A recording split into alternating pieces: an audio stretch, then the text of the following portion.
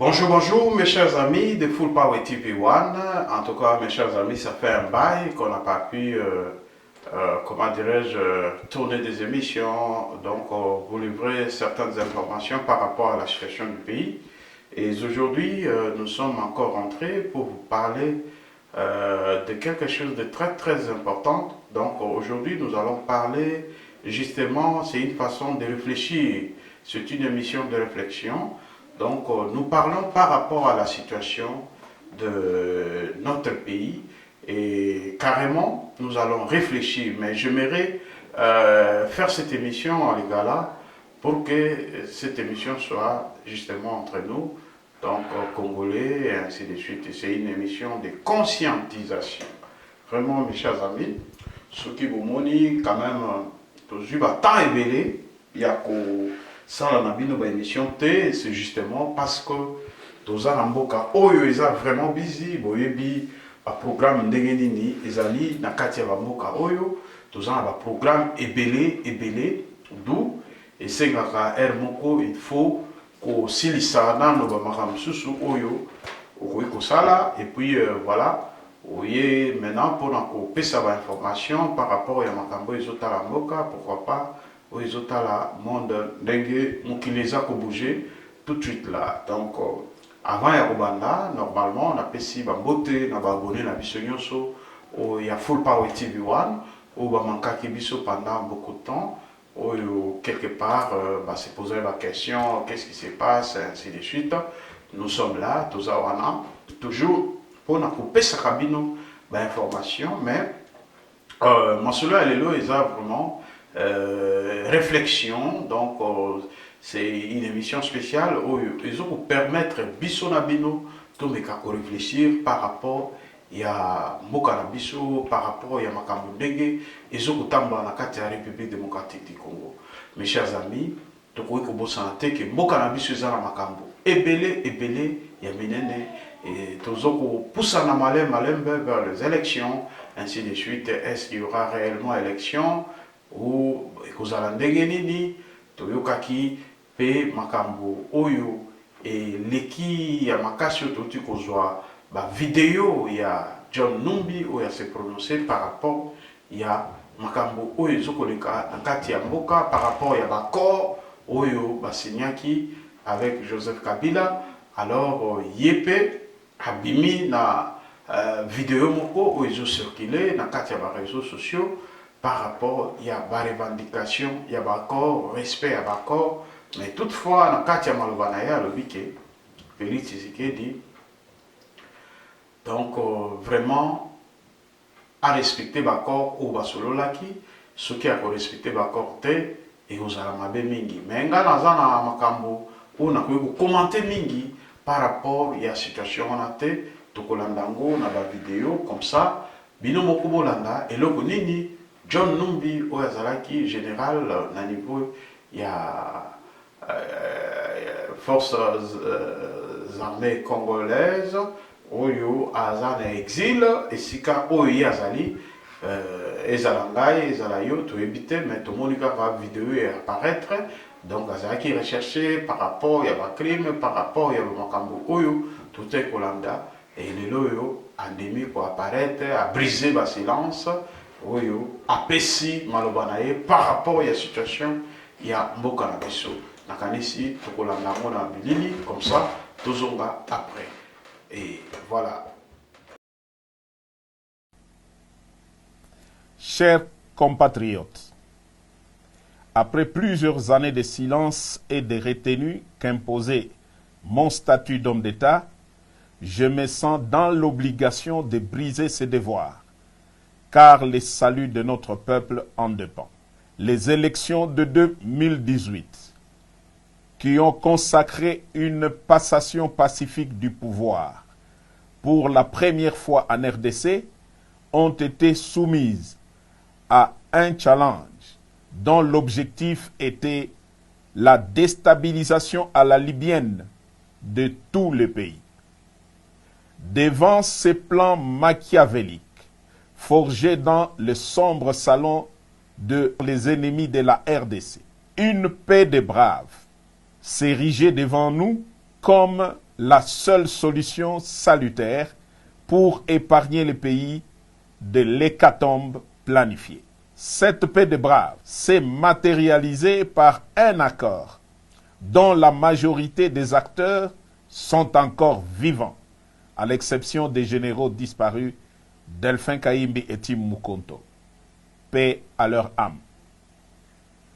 L'opinion tant nationale qu'internationale retiendra que l'enjeu exclusif qui avait motivé la signature de cet accord, c'est l'alternance pacifique entre un président entrant et un président sortant sans effusion de sang, comme cela a toujours été le cas depuis l'indépendance. Force est de constater que cet acquis indéniable est malheureusement mis en mal gravement par Félix Antoine Tshisekedi, qui en était le plus grand bénéficiaire. En effet, dès la prise du pouvoir, le nouveau président a commencé à déboulonner, selon ses propres termes, les systèmes qu'il a mis au pouvoir en dépit des prescrits de la Constitution. Son pouvoir a été caractérisé par des antivaleurs et des mots qui, aujourd'hui, mettent en péril l'unité du pays. Je cite: la corruption institutionnalisée, les tribalismes à outrance, la prédation des richesses du pays en détruisant le cycle de la croissance économique dont tous les agrégats macroéconomiques étaient favorablement ouverts au début de son mandat. L'instrumentalisation et la tribalisation de la justice, les assassinats politiques, ainsi que le crime d'État dans le Katanga et dans l'Est de la République. La paralysation et la caporalisation du Parlement, symbole de la démocratie. L'affaiblissement de l'armée et du système de défense par les tribalismes et les traitements à la tête du client. La gouvernance par défi, en muselant la presse et en violation de tout le droit de l'homme auquel le pays avait souscrit par une ratification solennelle des traités internationaux en la matière. Pour preuve, l'arrogance et menaces publiques dans les discours au Kasaï et à l'étranger à l'encontre des opposants politiques. La mort de l'opposant Chérubin Okende est tout sauf un hasard. Le non-respect des accords nationaux, régionaux, et j'en passe. Au dernier sommet de l'ONU, Fachi a raté l'occasion de se taire à 3 mois de la fin de son mandat. Dès lors, les devoirs et le patriotisme m'interpellent et m'appellent. Devrions-nous nous taire et regarder périr un peuple dont tous les espoirs étaient permis lors de la première alternance pacifique du pouvoir? Tshisekedi a perdu toute légitimité en reniant l'accord qui lui a permis d'accéder au pouvoir. Il est aujourd'hui comme un inconscient qui joue avec le feu dans une poudrière. Nous taire ou nous résigner serait trahir ce peuple qui a droit à espérer mieux. L'armée et la police, ainsi que toutes les forces de défense du pays, ne sont plus liées au devoir d'obéir dès lors que le commandant suprême est devenu lui-même un danger par son immaturité, son incompétence notoire, son népotisme et son comportement tribaliste qui menace l'unité nationale. Les élections prochaines seront le feu qui va embraser la poudrière. Car, loin d'être transparentes et inclusives, elles ont été organisées pour une tricherie à grande échelle et malheureusement cousu de fil blanc. J'en veux pour preuve. 1. La répartition des sièges ne représente pas la vérité démographique de province et les faits en faveur de milieux sociaux favorables à Fachi. 2. La CENI est fortement tribalisée, ainsi que toutes les chaînes de commandement pour l'organisation des élections, à savoir A. La chaîne de commandement des opérations électorales. B. La chaîne de financement des opérations électorales. Et C. La chaîne de sécurisation des opérations électorales.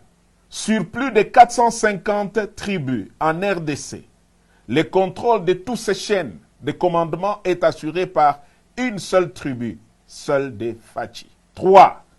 Le fichier électoral est biaisé. Certains kits électoraux sont et continuent à être dans le main de pro-Fachi, qui attendent de bourrer les urnes au moment venu. À cela s'ajoute l'enrôlement massif des mineurs dans les grands Kasaï pour bourrer les urnes en faveur de Fachi. La CENI devient donc un piège, un vaste complot contre la démocratie. Je répète, la CENI devient un piège et un vaste complot contre la démocratie. Il est donc impensable que des politiciens veuillent participer à de telles élections pour légitimer un pouvoir qui conduit le pays tout droit vers son implosion.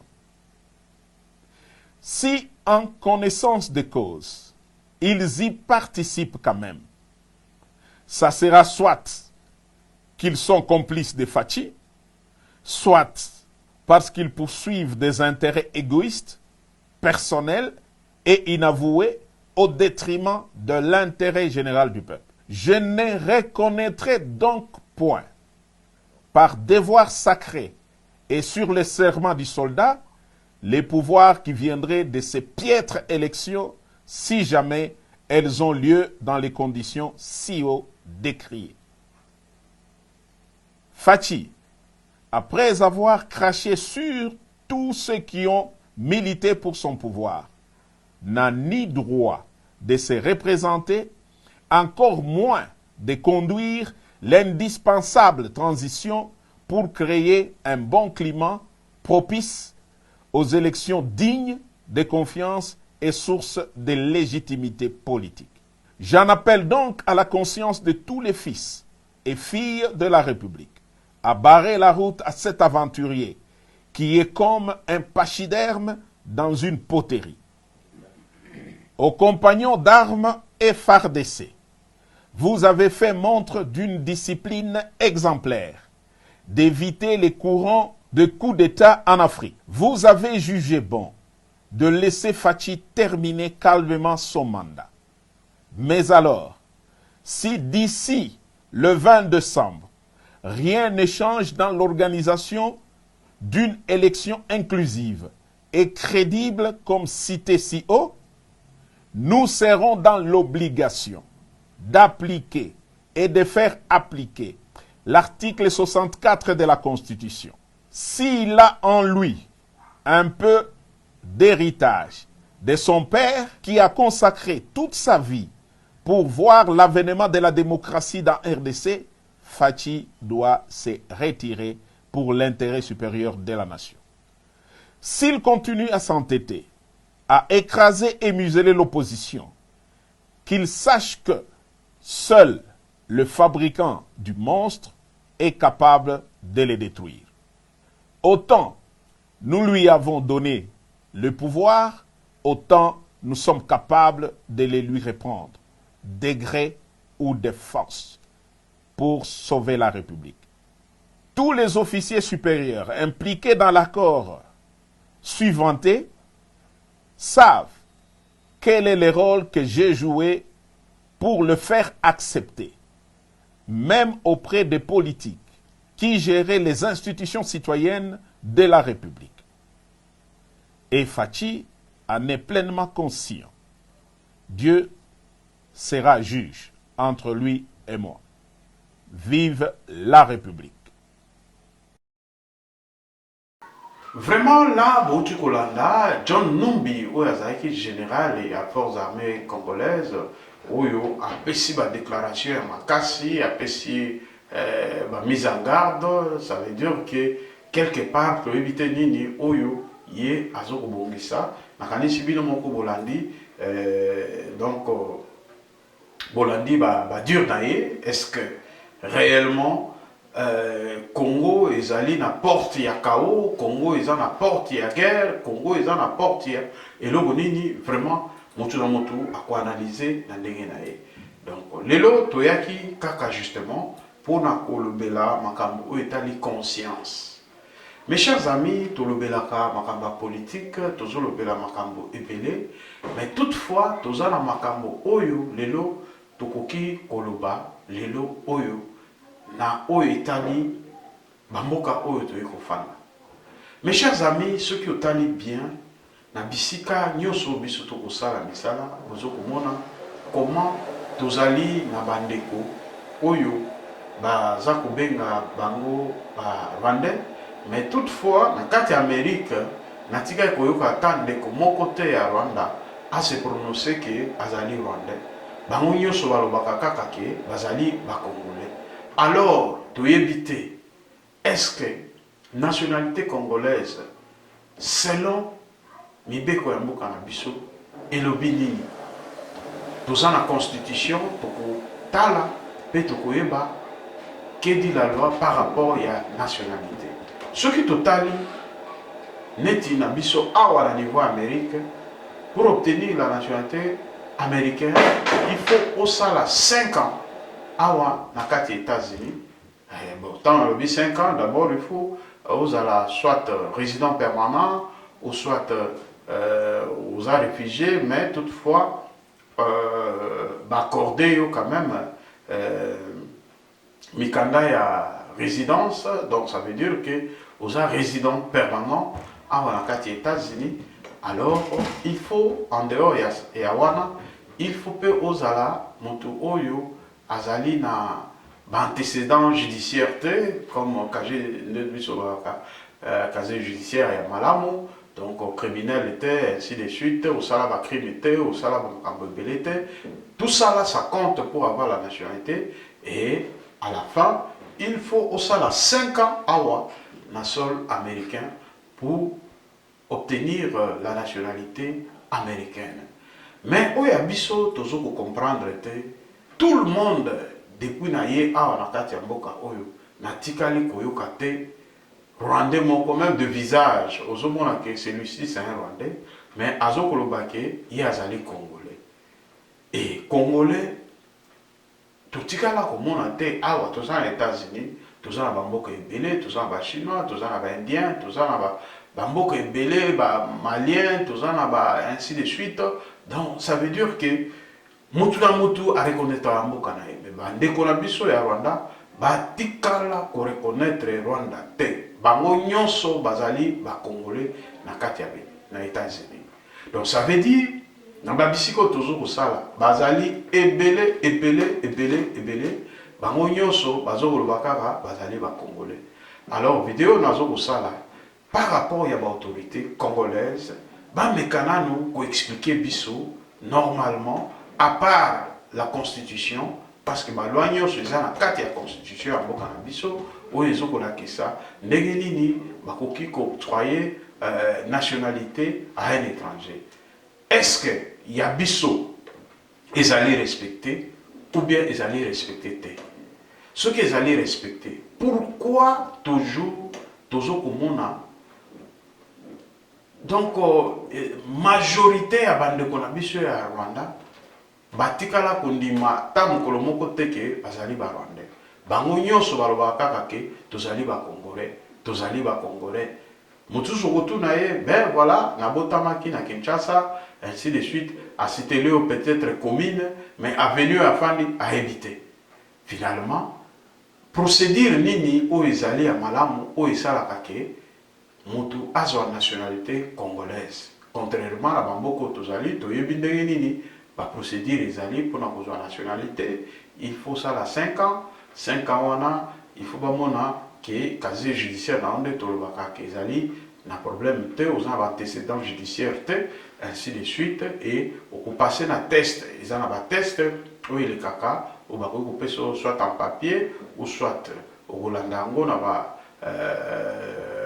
ba test à YouTube ainsi de suite ba questionnaire ils allaient ainsi de suite ou préparer ou maîtriser ba question sur ba poser en ce moment là je vais programmer au pona comment dirais-je test na yo ok ça les tests. Ceux qui osent, ça va. Ceux qui peuvent oser, qui osent peut-être la moitié, va conserver ou revenir après. Mais va passer ce temps ou que de revoir encore pour que prochainement de façon que on maîtrise ma cambo ou ceux qui sont normal.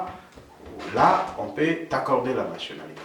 Mais à biso toujours comme on a ezali koleka d'une manière où to zangi même ndenge ya koloba ezali ba préoccupation eza ba inquiétude ya ngai pe eza inquiétude ya ba ndeko ebele ba congolais et na kopesa bino pe lisusu moi audio moko ya ndeko moko pe a déploraki système wana azokomona na baita bango bazali bandeko baza ko bibenga ba congolais bino nous ne sommes pas contre que batu bazwa nationalité congolaise tout ça contre yango te mais eza en bonne et due forme ezalate na ndenge ya farce. Ça veut dire que batu bazoko sakana na identité congolaise comme si Congo ezali sous na valeur te, Congo ezali na considération te, mutu nyonso aza komi bengama congolais or en réalité aza congolais te. D'où tokolanda pe badur ya ndeko oyo tozwaki quand même audio oyo pona komeka ko réfléchir na bandeko na biso tolandi pe tozonga juste après. Bokolanda ba audio na ngai, vraiment ba audio ezali oyo ke tokolanda na bino comme ça toyeba réellement ce qui se passe. Voilà. OK. Bana bonjour na bino. Vraiment tant malandi vidéo yo tranganya davena chio ya mutu azopesa conseil no wa Rwanda pa Brazzaville. Et nazalaki na préoccupation toute la journée à l'élo. Yango le bena partager na bino makambo ezoleka awa na Arizona eta o manazali awa. Vraiment situation ba Rwanda yo photo zongo au sérieux. Moi je sens un plan machiavélique au bateau à vous préparer. À ta génération n'a pas eu mais génération à bana na biso be bana bana na biso. Nous risquerons ces pays-là va siéger biso, va diriger son bateau. Parce que moi je travaille dans une école ici, une école à vocation technique, la INPP, pour là où je suis conseiller académique. Toujours il y a bana bauta na pays différents pays africains tout ça. Mais ces derniers temps, il n'y a qu'un seul pays à Komotinda ba réfugiés Kotoyo. Pays à Monini Rwanda, nous recevons une vague. Ba vague, on a toujours vague, moya mingi, puis nous yaki, lelo les sous ba yé, vague. Il y a ba candidat étudiant, ba Rwandais. Mais tous ces Rwandais, parce que ils sont au Yéba, ils sont au Tenta Rwanda, présentés la tête, au Yébi, au Yéba. Mais ba nous sur la Zoya Nini, ba Congolais. Lelo, et puis si on a approché toute une famille, on a papa, na maman, bana, na poussé na tout le monde, bino uchiwapi. Oh, we are from Congo, donc tous dans les ressortissants du Congo. Abi Congo est wapi? On a East. East ya Congo, moi na bino boyebi Congo te province, village, territoire, boyebi te kaka East, oh East. Subuya uchi wapi? Oh, tuuchi Rwanda. Bokome na Rwanda ndengini. Oh, tukindali ba réfugié na Rwanda. Donc Congolais aki réfugié na Rwanda. Na tuli bango babi bana bolwe Congo ke Rwanda, vous savez combien d'état au 4 mois. Pour uchi Congo bo fami na Rwanda 4 mois après bozui nzela bo les États-Unis Bolwa Swahili hapana bayebi Swahili te bazoloba Kinyarwanda na pisiko bino bolaki na est baprovince nyonso ya est wana ezala bolaki na nord Kivu sud Kivu territoire nyonso na est balobaka Swahili siko bino boyebi likolo baza mpe bana mike te 20 ans 22 ans likolo siko les 4 mois ka boye na Rwanda bobosani balangue ya Congo même pas dialecte même pas Swahili mbala moko boyebi Kinyarwanda avec perfection boyekeli ngo na 4 mois toali na cas de réfugiés na Rwanda il y a un problème. Donc c'est clair, c'est quoi? Rwanda a comme fabriqué des réfugiés naïe. A comme fabriqué des réfugiés naïe. Donc Rwanda, je crois, a demande dans les pays où il y a miné, dans le Canada, les États-Unis, avant le a des réfugiés congolais dans le territoire naïe. Avant les réfugiés congolais, il faut qu'il y ait une guerre pendant le Congo.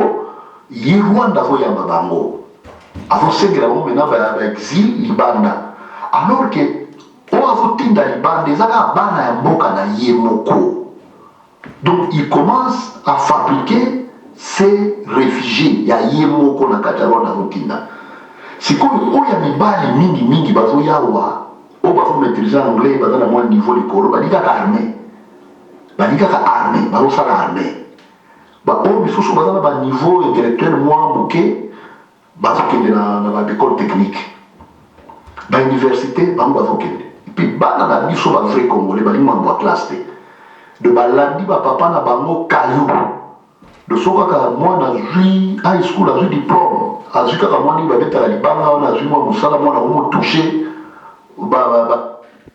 Vraiment mes chers amis nakanisi tozolanda audio oyo audio oyo ezali audio moko il faut interpeller biso bandeko ba congolais parce que quelque part ceux qui ont parents ozalaki na ba possibilité te peut-être toyebi mboka oyo ndenge ezotambola ba misala makambo ebele ezali un peu difficile au combiner betide na musala ezali moi passe pour na bandeko mususu mais bandeko mususu malgré passe wana bazo ko affronter ba réalité bazo ko sala bazo ko tanga ainsi de suite nakanisi tokolanda audio tina suka mais moi conseil bouquet bandeko to forcer bana na biso batanga bana na biso bazo ba formation bana na biso la jeunesse c'est l'avenir de demain. Donc normalement, tout ça l'effort, tout ça la kakate ba chèque, tout ça la te ba bongo tozo kozwa, tout forcer bana batanga. Parce que bana na biso soki bazali capable ya kotanga parce que na mikolo yo ezali lisusu ba guerre ya minukite, ezali ba guerre ya baninite, ezali ba guerre ya intelligence. Ça veut dire que problème ezali que bana biso soki batangi bana na biso batangi na bamboko oyo ndenge bana misusu mpe ya bamboka mosusu bazokotanga bazwi ba possibilité ya kotanga et ko permettre biso ke to évoluer et ko permettre biso pe ke tozala pe na ba décision na kati ya bamboka. Finalement mes chers amis, ceux qui toko se distraire kaka ya komona ke ben voilà nga naza kaka bien naza États-Unis bana ngai nini tout ça là ceci cela naza eloko ozanga te ni tout ça là mes chers amis lobi na biso et ozala passe nakanisi boyoki audio ya ndeko oyo ayebisi bino na état ya Arizona comment ye azali comment dirais-je azali mokambi na kati école moko oyo ke ezali lokwa ba centre de formation eza kwa ba INPP ainsi de suite baza ko recevoir ba vague ya bandeko na biso oyo ya côté ya Rwanda oyo baza ko envahir États-Unis soi-disant ce sont des réfugiés ainsi de suite mais des réfugiés créés par lui-même Kagame. Donc ça veut dire que quelque part azoko tinda batu na ye baza na bango ba réfugié te baya kozwa mayele baya kotanga et un jour bakozonga na mboka bakozala utile na kati ya makambo nyonso ya mboka oyo bazokotinda na armée bakozala utile pour na armée na bango koformer bango pendant que nous les Congolais nous sommes en train de se distraire na makambo etali politique na makambo etali ceci cela baninga baza ko se préparer préparation ezali kaka te ke lelo lobi ah non natongi ba école gratuité enseignement na saliboy préparation ezali eloko ezwaka temps ebele. Ça veut dire que tout ça là ba émission moko ya ndenge des émissions éducatives ba émission oyo ezoko permettre bana bilenge ba comprendre ba yeba nini importance ya classe ezali nini importance ya kozala moto na vie ezali nini. Biso mboka na biso ezali na ba richesse ebele, toza na ba richesse ebele. Je pense que na communauté tomekaki na jour ya fête d'indépendance na biso to exhibaki quelques images comment dirais-je par rapport ya ba richesse oyo eza na kati ya Congo, mais eza scandale. Ça veut dire mboka ezali très riche, mais sur le plan il y a raisonnement, il y a réflexion, bato baza trop down. Mais biso bato oyo nzambe apesi chance ya koya na kati ya bamboka oyo, mais ekozala malamu mingi mpe tokota na kati ya baformation toyeba ndenge nini makambo etambolaka oyo aza na possibilité ya kokota na armée na kati ya mboka oyo, bana bakoti ba armée oyo baza na besoin ya kotanga koexceller na badomaine misusu ya badroit badomaine ya ceci bokoti. Donc pourquoi pas avoir des députés dans ce pays, des sénateurs, hein, voulais-je dire, hein? Rien n'est impossible. Nous avons des avocats, je pense qu'ici en Amérique, nous avons nos avocats. Na asir awanet netan abishawa, ils ont un avocat moko aza reconnu. Tokoluka pe tokota en contact naye pour ceux qui ont bima invitation à biso akoya à expliquer biso d'abord par rapport à la situation oyo tozoko mona loi ya biso loi congolaise et le binini par rapport ya obtention ya nationalité. Tokozoye, c'est un avocat, Mike, Oyo, Batuyo Soayebi Nakata Ewa. En tout cas, nous vous lançons cette invitation. Si vous êtes disponible, donc voilà, vous pouvez toutefois, comment dirais-je, nous appeler et on va fixer un programme avec vous pour que vous puissiez quand même nous expliquer par rapport à l'intégration, comment avoir, obtenir la nationalité congolaise et ainsi de suite. Est-ce que si cette procédure d'avoir la nationalité est respectée et pourquoi nous voyons les autres obtenir cette nationalité d'une manière, comment dirais-je, on est en train de distribuer ça en vrac aux étrangers et je ne sais pas. Donc c'est au niveau de cet entretien avec l'avocat, notre avocat Mike, que nous aurons quand même une lumière par rapport à toutes ces questions. Donc voilà. Bandeko, ezali passe mingi. Un petit pays comme le Rwanda, azoko tala jamais azoko projeter futur ya Rwanda. Ko projeter futur ya Rwanda koyeba ndenge nini dans le jour futur eloko nini Rwanda ekoki kosala. Eloko nini Rwanda ekoki kosala. Mais Congo ezali pays ou ezali pays continent. Hein? Pays où ils ont la dimension continentale. Batu bazoko réfléchir trop bas. Ba bourse, ba pesa bana biso ba bourse, bana ba kotanga na ba étranger, ba so mayele, ba tinda bango na ba domaine ebele ba tanga ba so mayele ba sala boy ainsi de suite parce que un jour bana wana ba koza utile pour mboka. Pourquoi tozoko mona yango na ba pays oyo kutu bazali même pas na ba richesse au biso tozala. Mes chers amis, c'est malheureux. C'est malheureux, mes chers amis, c'est vraiment malheureux. Nakoti kabino bolanda audio oyo interpeller moto nyonso congolais nyonso bisika azali ce que ozaki na négligence pona mwana na makambo ya classe ozaki na négligence par rapport à ceci. Réveille-toi à partir de cette émission. C'est une émission oyo na fandi na sali ba recherche na meki ko sala ba analyse na yeko comprendre que nous sommes vraiment en retard. Nous les Congolais, nos autorités sont en retard. Et biso bateau toza na kati ya bamboka oyo biso pe bateau to former sepeli kosala ba médias en ligne comme ça. Donc rôle na biso ezali kaka te pour na critique. Rôle na biso pe ezali pour na apporter solution na mboka na biso. Qu'est-ce que nous devons faire? Bien sûr que nous approchons des élections, toyebi que ba candidat bazali moto ezali ainsi de suite et bimi kotoyo zongi kotoyo oh ba chef militaire ba komi kosala ba déclaration ya makasi parce que ba ko mona ke mboka ezoko kende. Mais en dehors de ça, il faut koyeba ko restructurer makambo ya mboka. Koyeba ko restructurer makambo nyonso ndenge ezoko tambola. Kanyaka, corruption à outrance na mboka. Alors, nous parlons de l'infiltration. Est-ce que comment tu peux effacer l'infiltration dans le mboka na biso pendant que les Congolais n'ont pas passeport égalité, identité égalité, carte d'identité égalité, carte d'électeur il y a mauvaise qualité, photo et ainsi de suite. Et aujourd'hui, nous voyons avec nos frères, frères, parce que vous comprenez un peu, beaucoup quelque part, la discrimination, ainsi de suite. Ce sont des humains comme nous, ils ont leur pays, mais notre souci c'est quoi? Reconnaître au moins qu'ils ne sont pas du Congo, ils sont du Rwanda. Mais il faut reconnaître en côté. Au Congo, on a un visage, et pas un biseau des collègues bourré. Donc, je ne sais pas, dans d'autres États, Arizona.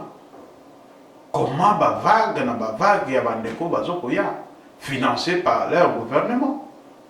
Mais biso toza na mbongo koleka toza na ba richesse koleka bamboka wana nyonso. Qu'est-ce qui nous manque que le loyo ba bourse ya bana ba étude et ezala vraiment ba bourse yo ko permettre bana ba kozoka pe bako ba kozoka formation à l'étranger. Nini ezoko zanga pona ba politicien na biso ba comprendre que quelque part mboka ezoko kende na kokufa. Kaka bango moko nde baza ko s'enrichir.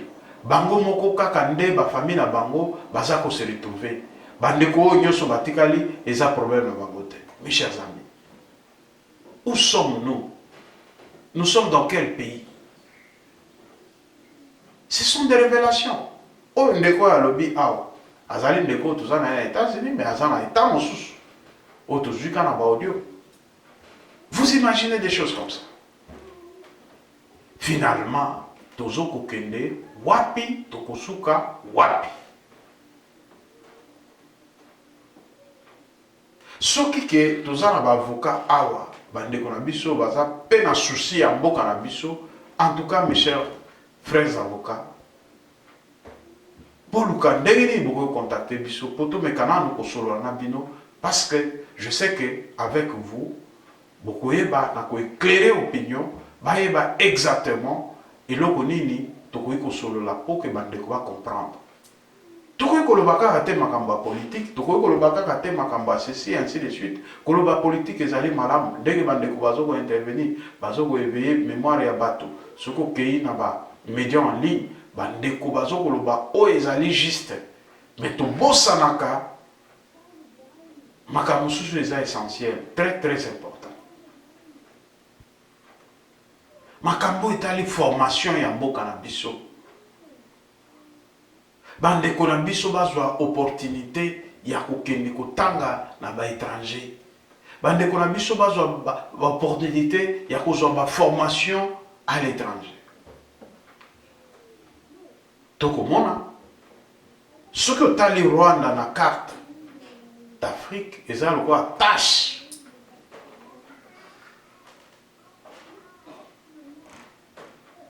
Et loko ezoko compter na kati ya mboka eza organisation. Soki mboka eza organisé te, eza difficile quel que soit nyonso boye kosala, o tosala agriculture, tosala boye ceci là, tosala boye, mais soki moto ezali te pona ko diriger mboka ezali passe. Yango na ba élection o ezoko ya ndeko yo yebi place nini okoki ko sanctionner, place nini okoki ko beta maboko. Biso toza wana te pona koyebisa bino voter tel, voter un tel, voter ceci, voter telle personne ni tout ça là non. Yo moko moto oza na Congo kuna. Yo moko moto okolia miko asusu, yo moko moto okomona douleur, okomona souffrance. Oyebi réalité à l'élection plus que nous. Tout à la langue makambo. Makambo ezoko le kao. Est-ce que l'infiltration pour ici là est facile? Nakati ya mboka na biso. Batu bazoko zwa ba passeport congolais oyo ke biso moko toza ba congolais toza nakati ya mboka oyo. Moko otala boy mais finalement est-ce que obtention yango ya nationalité et peut sans maka modèle nini oyo tokomona ba vague de vague ya ba étranger oyo bazokoloba ke baza na nationalité congolaise.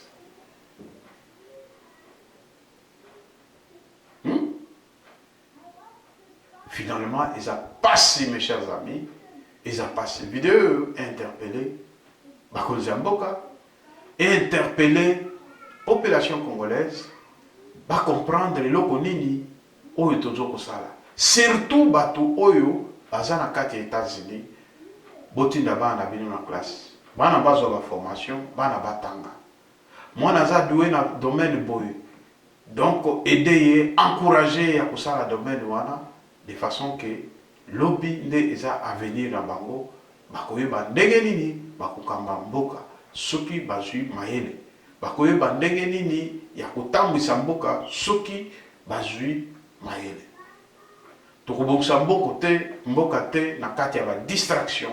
Tokobongisa mboka te na kati ya ba injure. Tokobongisa mboka te na kati ya ba makambo oyo ezangi ntina.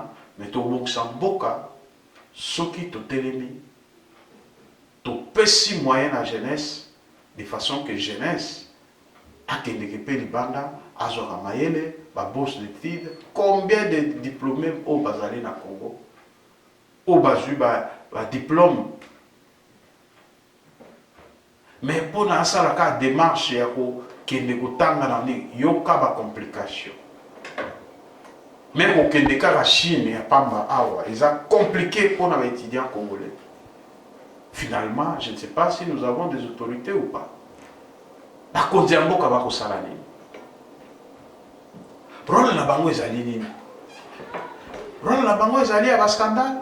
Rôle na bango ezali ya ba détournement. Bakoyoka boye, oh non, un tel ministre tel a détourné autant. Oh, député tel a détourné autant. Oh, député directeur à cabinet.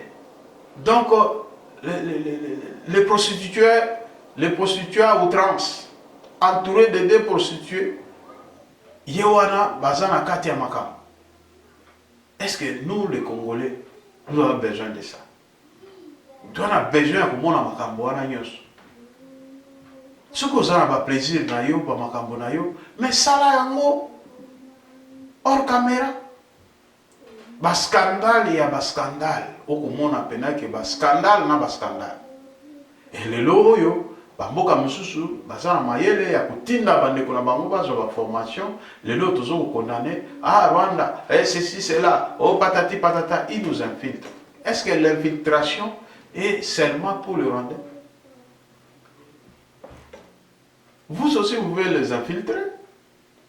Et ça, pour les Rwandais, bango baza maele, baza bato que bazo ko réfléchir, ba ebi que les loyo Rwanda ezali bo, mais tous a besoin de développement. Alors développement la biso le quoi tous a payé aux sous-développés. Alors qu'est-ce que nous devons faire? Tout recourir na ba pratique boy boy tout d'abord na mission mboka ba kende kutanga à l'étranger bazo maele de façon que jour ba kozonga awa bazala utile na kati ya société. Et ça m'abete. Oya biso nde bazangi maele. Oya biso bazana kati ambiance na kati ya distraction. Ya ba détournement. Mbongo bozo détourner, ils ont tourné dans un cercle vicieux. Donc ça veut dire que cet argent, ça tourne tout autour de vos familles et que nulle part.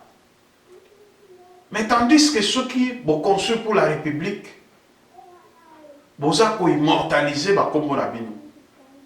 lelo oyo tolobaka totangaka kombo ya Lumumba héros national, totangaka kombo ya Kasavubu, totangaka bakombo ya Mobutu. Pourquoi? Batika batrace. Mais lelo oyo nani awe utika trace? Batrace ezaka ya mabe, komona ba sextape na ba vidéo, hein? Voire même une autorité donc élevée na rang ya non, c'est pas possible. Ba sextape, ba détournement, mais c'est pas possible. Est-ce que oyo ba trace ya normal oyo que non? Nous pouvons quand même espérer de nos autorités pour dire que ben voilà, ils nous ont légué quand même une richesse ou une valeur. Je ne pense pas. Si nous critiquons les gens, il faut quelque part les critiquer et aussi avoir l'intelligence. Nous les critiquons, mais il faut aussi avoir l'intelligence. Bino bozo vous critiquez moto. Mais en réalité, bino bosa le côté. Bo fandika kana distraction. Bo fandika kana ba biloko ezangiti. Biloko eza ko honorer te, o ezo ko pesa valeur te, o ezo ko valoriser ba congolais te. Mais finalement, ce qui yo valoriser Congo te, nani mosusu akoya ko valoriser. Bana na biso ba kende ba classe, ba lengi ba classe te. Mwana ka azui diplôme a koti na ye ba warehouse. Mwana azui diplôme a koti na ye na makamususu, a koti na ye na banini overtime, mwana moke a yebi overtime. Aux ans à 20 ans, 18 ans, 25 ans, 30 ans, 25 ans, 35 ans, au Kokuta Bamoka na warehouse. Mais finalement, mes chers amis, kolingate o sale langa po o récolter paix. Sale langa o e ko permettre yo o récolter belé pour e permettre ele samboka mo. Mais biloko to sala kawana osuka na oka ka be bon ngai bi na ngai bon kwa na zozo ba chèque na ngai ça suffit. So na tindi moi na ngai azu sala peut-être na mana moi na azu sala peut-être na place telle. Tango auto ça va chèque to futa ndako boye to ko épargner. Ça ce n'est pas la vie. Est-ce que vous allez continuer à rester ici éternellement? Beaucoup zonga na mboka na bi. Mais tango beaucoup zonga na mboka na bi, vous en positionner. Ce qui est biso le loyo de tozaboy, tombemi ba valeur te na kati ya mboka na biso. Mboko ezo kokende na okufa, mboko ezo kokende déjà na position ya mabe oto sokomona. To éviter ceux qui élection ko le ndenge ya malamu to somona ba chef militaire ba komi ko pesa ba ultimatum et finalement to éviter eloko nini ekoya. Mais ndeko retient que na mboka oyo soki mwana aza doué na domaine tel, encouragé na domaine wana, tinda mwana na classe, pesa mwana conscience, parce que ndenge tozali awa, nous sommes des chrétiens, tokoki kotinda mwana mabete, tokoki kotinda mwana sala bote, mais oyo tozo koloba ezali kaka ke éveiller mémoire na biso, to comprendre ndenge nini tozo kotambwisa makambo. Okofana bandeko mosusu même ceux bozo solo makambo yango ya nini, okomona akokende ntongo kaka epai ya bato oyo yo otangi komona bango. Oh non, yekuta lobibo alobibo de songi ya outrance. États-Unis mibale baleki basi na songi. Yo koyebisa makambo mpona oyo etali avenir ya mboka, oyo etali avancement ya mboka. Donc ye kaka wana akomema makambo na yo ake koyebisa epai ya motu oyo kutu aza même pas moto ya mboka na bino. Vous imaginez des choses comme ça.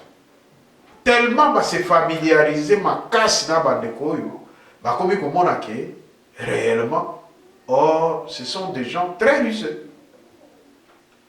Ce sont des gens très rusés, il faut faire très attention. Empoisonnement est très facile pour avoir. Il faut faire vraiment très très attention. Parce que ndenge ndeko ya koloba ba vague oyo eza ba vague oyo ke quelque chose se prépare. Alors, biso il faut tous être vigilant. Na côté na biso, biso mpe tosala effort ke bana biso mpe batanga, bana na biso mpe bakota na kati ya bainstitution ya bamboka, bana bazwa mayele de façon que un jour bango nde bakozwa relève. Bato nyonso baza fatigué wana ba président ainsi de suite, ce sont des gens déjà très amortis oyo basali eloko te mpe bakotika basala eloko te. Toza na besoin ya nouvelle génération. Nouvelle génération yango bato bakoforme ezali nini, ezali biso oyo tozali awa ya koconscientiser bana biso, kotinda bango na classe, kopesa bango oyo ezali normal. Mwana aza doué na domaine boye, il faut koépauler na domaine wana, kopesa ye courage de façon que mwana a évolué na kati ya domaine na ye. Je pense que ekozala malamu mingi. Vraiment mes chers amis, nazana mingi ya koloba, mais le temps, la télévision c'est le temps. Je pense que je dois m'arrêter ici. Je vous aime bien. Je présente mes sincères excuses à la communauté congolaise parce que lors de la réunion organisée par le président de la communauté congolaise, M. Jean-Marie Octium, j'étais absent, je n'ai pas pu, comment dirais-je, être là parce que vous savez, Amérique, c'est pas l'Afrique, il y a des urgences, il y a des imprévus, et ainsi de suite. Je n'ai pas pu assister, voulais-je dire, à cette réunion. En tout cas, vous allez nous excuser pour ça. Donc, vraiment, ça c'est bon. Je pense que nous allons encore y revenir pour vous éclairer par rapport à la situation de notre pays, par rapport à ce que nous devons faire pour sauver notre jeunesse. Mes chers amis, n'oubliez pas d'envoyer nos enfants à l'école. C'est un message qui concerne tout le monde. Vous êtes en Europe, ainsi de suite. Envoyez vos enfants à l'école. Insistez que vos enfants étudient parce que c'est important pour le Congo de demain. Vous voyez les autorités, ainsi de suite, les dirigeants d'aujourd'hui, comment ils s'amusent avec le pouvoir. Et nous devons quand même préparer nos enfants pour sauver la République. Et je pense que nous pouvons sauver la République qu'en envoyant nos enfants à l'école. Fréquenter l'école, si l'enfant est doué dans certains domaines, il faut le soutenir, l'encourager à évoluer dans son domaine et ça va nous aider dans les jours à venir. Vraiment, on a commis na souka, mes chers amis, na Pessimbote, premièrement, na président Jean-Marie Octium, na président honoraire Kumu, oyo, peut-être à Rolanda vidéo, na Pessimbote, na Bandeko Nyonso, il y a la communauté congolaise, sans oublier, président ya jeunesse, monsieur Olivier Bukolomba, oyo, papa social, bandeko bile, baebi na kombo papa social, na bo sanité, na pesi lisusu mbote, na superviseur général Francis Ibwe na Taizono, place ozali, mbote na yo ekomi. Donc vraiment na pesi lisusu na lek na biso superviseur Evans, en tout cas, mbote na yo, tout les outils et pas full power TV1. Bato bakosala honneur et fierté, il y a ba Congolais, Nakati, il y a Tyson Food. Vraiment, mes chers amis, nous sommes de cœur avec vous. Donc, nous sommes là. Si vous avez besoin de participer à une émission politique, ou soit vous avez des dilemmes, et ainsi de suite, il faut nous écrire. Vous pouvez nous écrire sur. Nous sommes sur YouTube, sur. Bon, ces derniers temps, nous travaillons sur YouTube. Vous pouvez nous écrire vos commentaires, nous écrire sur le commentaire, on va lire. Si vous avez besoin de fixer rendez-vous avec nous, vous nous écrivez et on va lire vos messages et puis vous contacter. Donc voilà, je suis là pour vous, je vous aime bien. Je pense que nous aussi, nous passons aux élections. Je vais quand même vous dire un petit truc, mes chers Congolais, tous ceux qui sont Kanaba.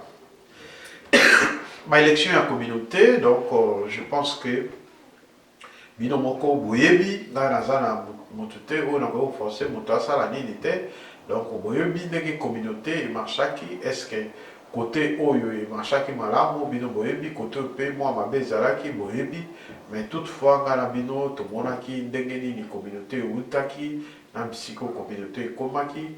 Donc finalement c'est à vous de juger, mais je ne sais pas si le président a koki ko repostuler encore donc na poste na ye ya président ce qui a koki kotia lisusu candidature. Mais toutefois bandeko oyo bamoni ke misala ya communauté etamboli na ndenge ya malamu, pourquoi pas ko renouveler encore confiance na président na bino, ce qui peut vous moni ke quelque part bon président zona au moins repos parce qu'il y a l'équipe na batan ebele makambo ebele ainsi de suite après mon moke na mandat mususu akoki ko revenir pour ko postuler ezaka kabino. Donc finalement topesi quand même merci mingi na président parce que abimi victorieux par rapport à temps où il y a sali azali vraiment victorieux ce que tali communauté est comme vraiment structuré ozomona même ba carte ya ba membre il suffit kaka ozala na ndako na yo obeti papa na pareil directement enregistrement ezosalama automatiquement et puis ntango aussi ça remplit feedback, ainsi de suite, montant payé pour la carte et sur affiché. Donc finalement, ça c'est un grand travail avec son fils aîné, Jean-Marie, son fils, le fils du président Jean-Marie Option. Donc c'est lui qui est en train de structurer aussi la communauté parce que c'est un informaticien. Donc voilà, il fait un travail de titan dans la communauté, vraiment, coup de chapeau. Na l'Ikinabiso, vraiment coup de chapeau.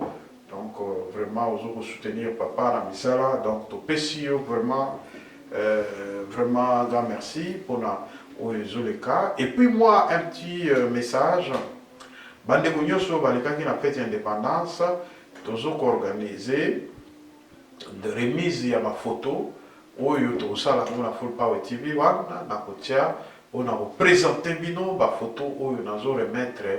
Na mutu moko na moko oyo azalaki jour ya bapesaki ba diplôme à mérite, donc on a zwaki ba photo wana nazosala yango de façon que mutu nyonso aza na besoin na ye souvenir ya Full Power TV wana donc akocontacte biso donc tokobimisela ye photo mais moyena quelque chose parce que c'est une façon aussi de soutenir votre chaîne.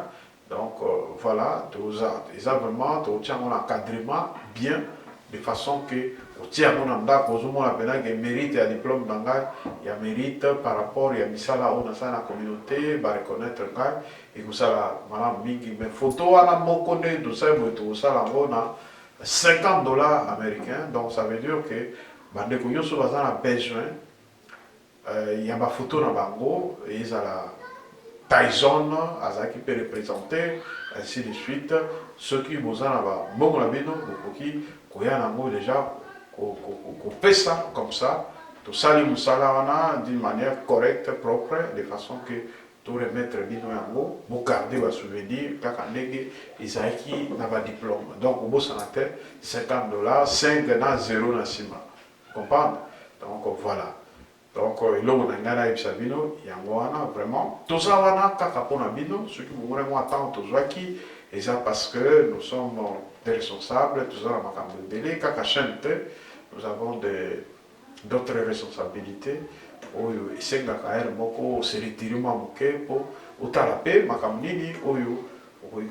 voilà. Mes chers amis, merci. Donc,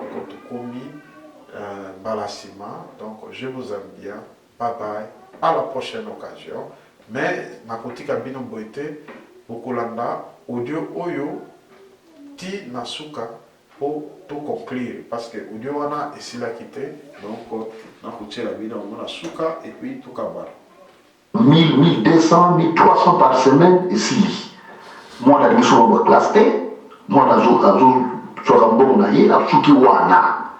Mi bana wana bazolo milai mike milai bazotanga na armée bakoti bele awa na formation na armée américaine bana wana baza na ba université bana wana baza na école technique donc aliro biso to leki ndombo na ba distraction bana biso et ko koma na niveau moko boye ba congolais formés soi-disant congolais mais baza ba congolais qui sont des rwandais bakokomi ebele awa na badomaine nyonso comme ndenge bana na basystème ke awa non kuna na mboka bato baza kuna baza kokogere bien te il faut kozwa badiaspora bakende koimpose bango kuna pete batinda bango mpo bameka koide mboka bameka komema mentalité ya sika tout ça diaspora oyo kozongela bino na mboka biso pardon bino te parce que c'est notre pays ekozala diaspora oyo génération bazoforme awa bakomi ebele barwandais mais ici ils sont des congolais mpe bazolata na babrassard na badrapo ya congo bamemamema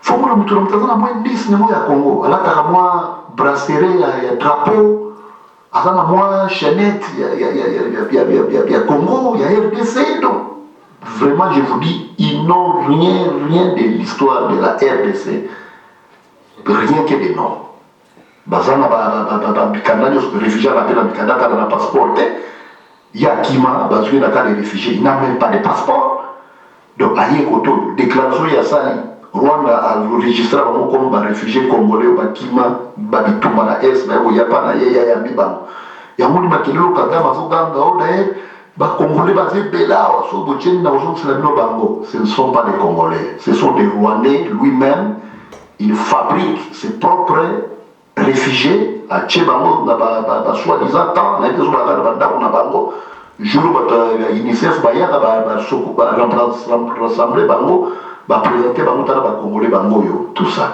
na yebi te bato nyonso bana na baméthode mpe batechnique ya kotester qui est congolais qui n'est pas congolais quelqu'un qui ne parle même pas dialecte moko ya congo même pas langue moko ya congo seule langue alobaka kinyarwanda bango debi aza congolais vraiment souci nalaki nango yango parce que ça me fait mal nazotravaille na bana wana lelo moto moko babenga mpona kosala interprète parce que ake na infirmerie fallait basala baexamen médicaux azolobaka kinyarwanda baya kobenga nga bayebi ke soki bacongolais baye nga nayela bango na kointerpréter soit swahili nazointerpréter en anglais soit français nazointerpréter en anglais mpe lingala nainterpréter en anglais ata badialecte okola bakikongo nameka kointerpréter yango mpe en anglais mais nakende kuna azolobaka non langue nga nayebi yango eza langue na biso te langue eza ya rwanda oh no he say he's from Congo no this language not from us. This is Kinyarwanda, it's a language from Rwanda, not from Congo. Kasi bango na bi munoko ya zolo beza ya Congo te, ngana yebi yango te, tozalaka nango te, isa munoko ya Rwanda. Bango bazo insister, non mais ya uti Congo bikanda byo yango aza muta Congo, tout ça uti na yesi nango.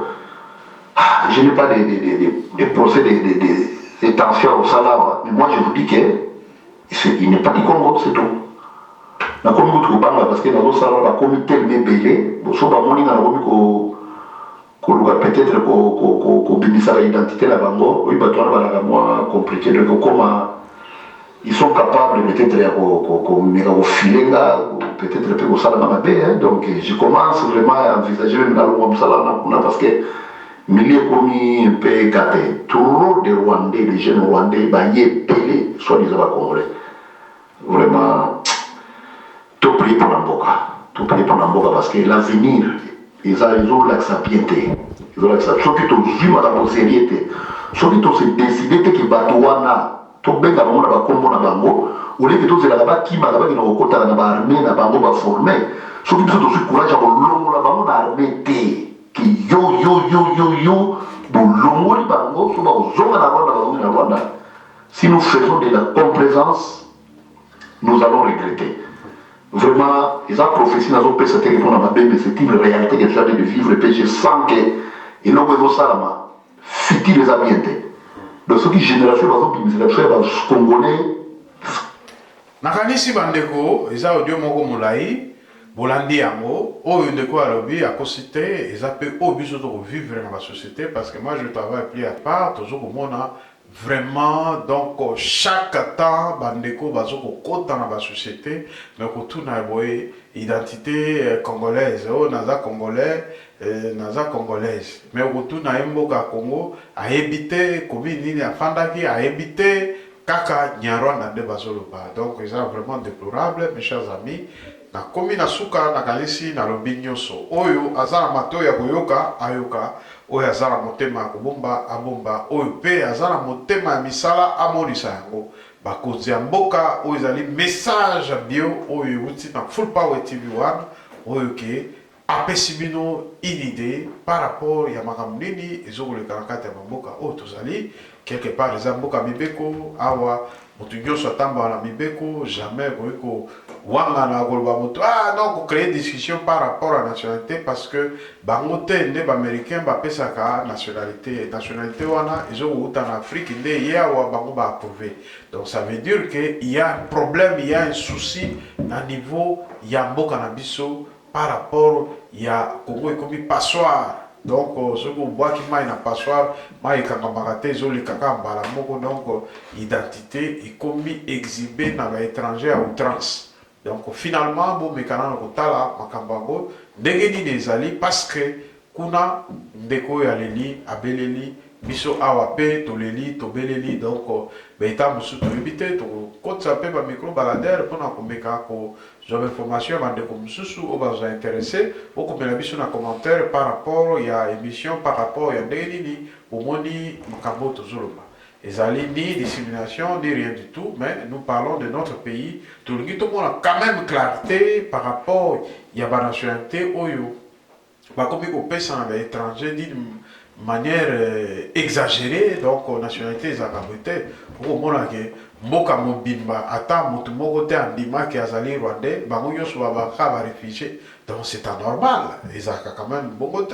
Biso nyonso tozali awa na kati ya bamboka oyo kotuna te ke motu nyonso azawa aza américain. Non, eza na bato nano baza na procédure, bato nano remplir nano baformalité te, bato basali bonini te. Mais okomona awa toza na baindien soki otuni alobaki nga naza indien, oyo okonani boye kotuna ye naza malien, oyo okotuna boye naza boye. Mais bato oyo bandimaka Rwanda te. Point d'interrogation. Pourquoi bazo linga kaka identité na biso? Point d'interrogation.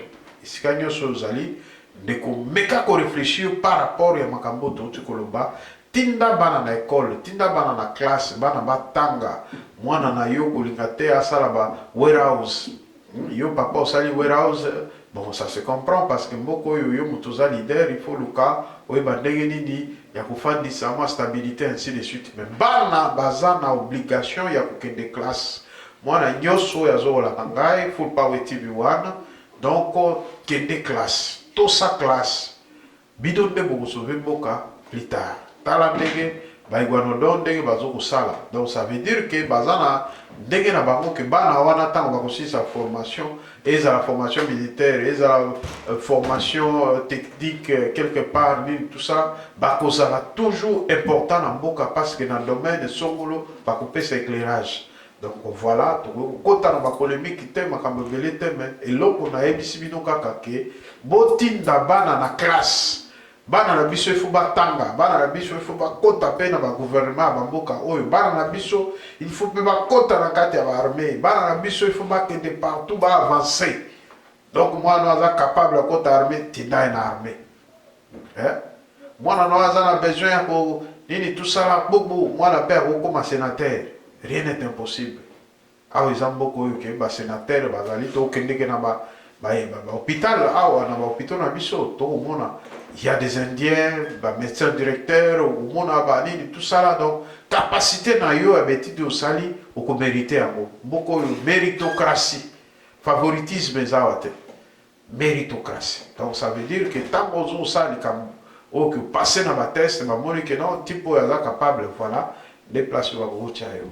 Tolini ke bana na biso bazala ba capacité nyonso wana oya ko travailler na bisika nyonso ikoki. Vraiment mes chers amis, merci beaucoup na pesi bitombote na bosanité, ma charmante épouse maman Claudine, la servante de Dieu. Donc je t'embrasse ma chérie, je t'aime beaucoup. Donc oyo soki bomoni ke lelo yo toza toujours en force malgré ba grimace ya banguna bataka mosusu ekoya pembeni mais ntango ekokuta losambo ya mama mpona molonga na ye nyonso ezokodenda. En tout cas merci, nasengaka nzambe merci oyo akopesa ngai mwasi oyo azokotambola na kati ya kobanga ye. Vraiment mama ozawa. Donc merci beaucoup, je t'aime, bye bye.